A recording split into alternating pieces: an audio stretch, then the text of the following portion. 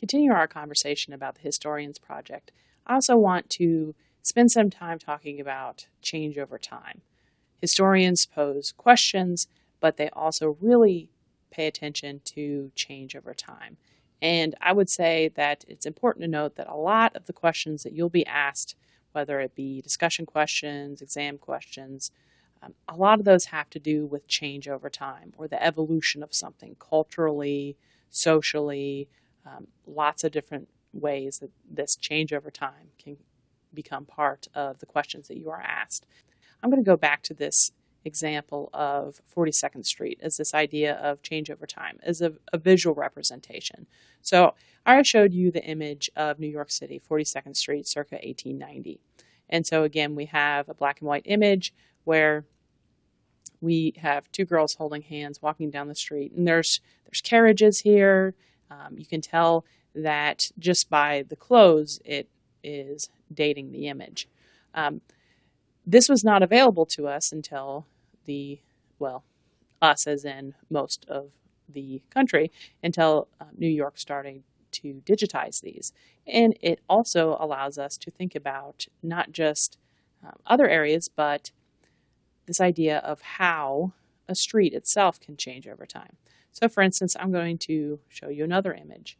This is circa 1935, 1941, the same street, 42nd Street in New York City. And you'll notice that there are very tall buildings now,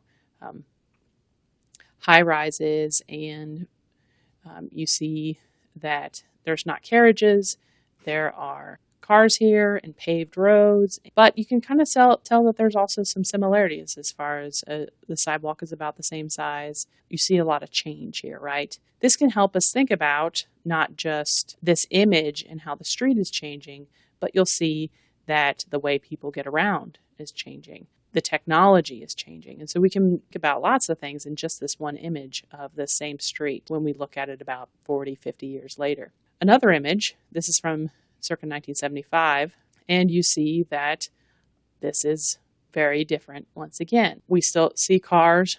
There's a lot more people. Now, this may be just a different time of day. We would have to do some more looking into this to see if this is a change of images as far as what time of day it was, or just there was a lot more people on the street. Maybe there are a lot more people in New York City. We would have to have more sources to let us know that, but it's saying something.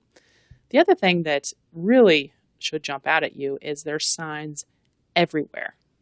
And so clearly the type of use on this street has changed. It is also, in general, looking a little bit run down, I would say. But again, there's a lot of ways that we can look at this. Lots more people, a lot more signs and businesses. We can make arguments based on this. Of course, we would have to support it with other things.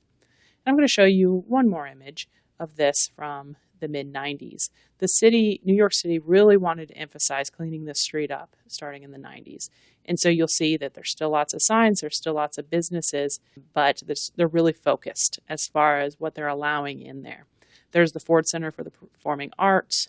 You can see that a lot of work has been put into this. We could probably make an argument about how tourism has made a large impact here. We can make other arguments too, but you can see this idea of change over time. And so all four images together from the late 1800s, 1930s to 40s, the 1970s, and the 1990s, and big changes to the same street. So this is just a visual way that we can think about change over time.